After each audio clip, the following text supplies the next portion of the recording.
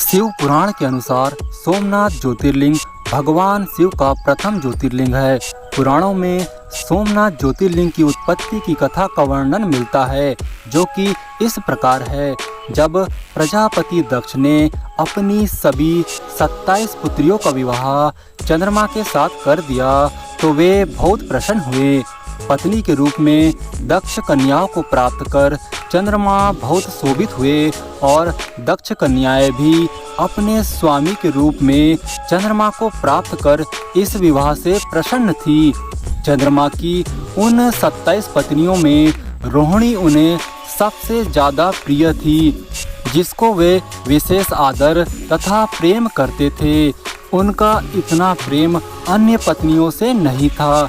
चंद्रमा की अपनी तरफ उदासीनता और अपेक्षा को देखकर रोहिणी के अलावा बाकी दक्ष पुत्रियां बहुत दुखी हुई। वे सभी अपने पिता दक्ष की शरण में जाती है और अपना दुख सुनाती है। अपनी पुत्रियों की व्यथा और चंद्रमा के दुर्व्यवहार को सुनकर दक्ष भी बड़े दुखी हुए। उन्होंने चंद्रमा से भेंट की और शांति पूर्वक कहा, तुमने निर्मल व पवित्र कुल में जन्म लिया है, फिर भी तुम अपनी पत्नियों के साथ भेदभावपूर्ण व्यवहार करते हो। तुम्हारे आश्रय में रहने वाली जितनी भी स्त्रियां हैं, उनके प्रति तुम्हारे मन में प्रेम कम और अधिक ऐसा सौतेला व्यवहार क्यों है? तुम किसी को अधिक प्यार करते हो और किसी को कम प्यार देते हो, ऐसा क्यों करते हो?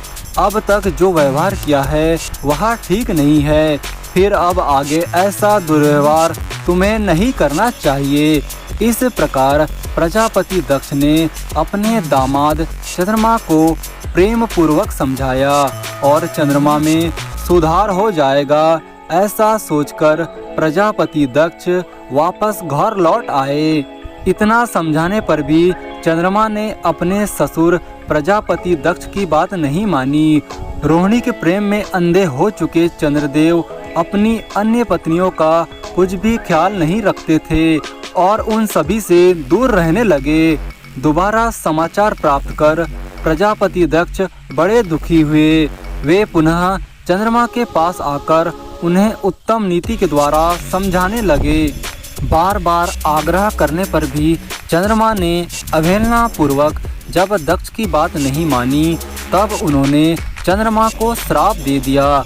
दक्ष ने कहा कि मेरे बार बार आग्रह करने पर भी तुमने मेरा और मेरी पुत्रियों का अपमान किया है, इसीलिए तुम्हें क्षय रोग हो जाए।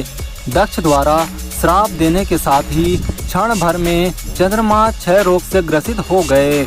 उनके क्षीण होते ही सभी जगह हाहाकार मच गया। सभी देवतागण तथा ऋषिगण भी चिंतित हो गए। परेशान चंद्रमा ने अपनी अस्वस्थता तथा उनके कारणों की सूचना इंद्र आदि देवताओं तथा ऋषियों को दी।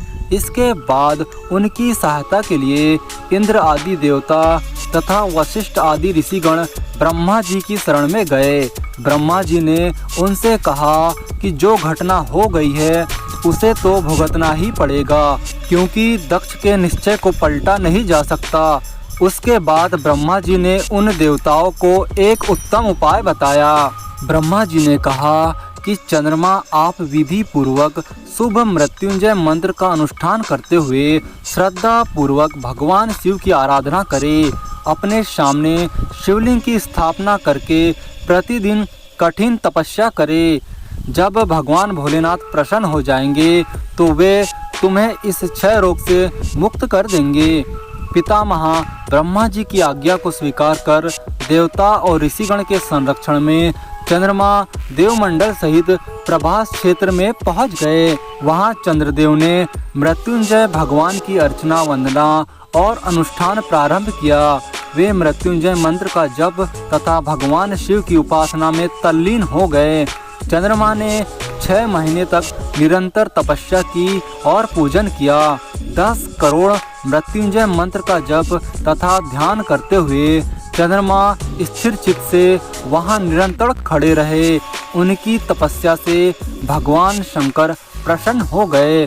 भगवान शिव ने तपस्या से प्रसन्न होकर चंद्रदेव से वर मांगने के लिए कहा। इस पर चंद्रदेव ने वर मांगा कि हे भगवान, आप मुझे इस श्राप से मुक्ति कर दीजिए और मेरे सारे अपराध क्षमा कर दीजिए। इस श्राप को पूरी तरह से समाप्त करना भगवान शिव के लिए भी संभव नहीं था, अतः भगवान शिव ने मध्य का मार्ग निकाला। भगवान शिव ने कहा, चंद्रदेव, तुम्हारी कला प्रतिदिन एक पक्ष में कम हुआ करेगी, जबकि दूसरे पक्ष में प्रतिदिन वह निरंतर बढ़ती रहेगी। इस प्रकार तुम स्वस्थ और लोक सम्मान के योग्य हो जाओगे। भगवान शिव की कृपा रूपी प्रसाद प्राप्त कर चंद्रदेव बहुत प्रसन्न हुए। उन्होंने भक्ति भाव पूर्वक शंकर जी की स्तुति की। ऐसी स्थिति में निराकार शिव उनकी दृढ़ भक्ति को देखकर साकार लिंग के रूप में प्रकट हुए और संसार में सोमनाथ ज्योतिर्लिंग के नाम से प्रसिद्ध हुए। सोमनाथ मंदिर गुजरात के सौराष्ट्र क्षेत्र के वेरावल बंदरगाह के समुद्र तट के किनारे स्थित है। यह भगवान शिव के 12 ज्योतिर्लिंगों में से प्रथम ज्योतिर्लिंग है। तो दोस्तों, ये थी भगवान शिव के 12 ज्योतिर्लिंगों में से सोमनाथ ज्योतिर्लिंग के उत्पत्ति की कथा। अगर आपको वीडियो अच्छी लगी हो तो वीडियो को लाइक, शेयर और चैनल को सब्सक्राइब जरूर करें और जाते जाते कमेंट बॉक्स में हर हर महादेव जरूर लिखें।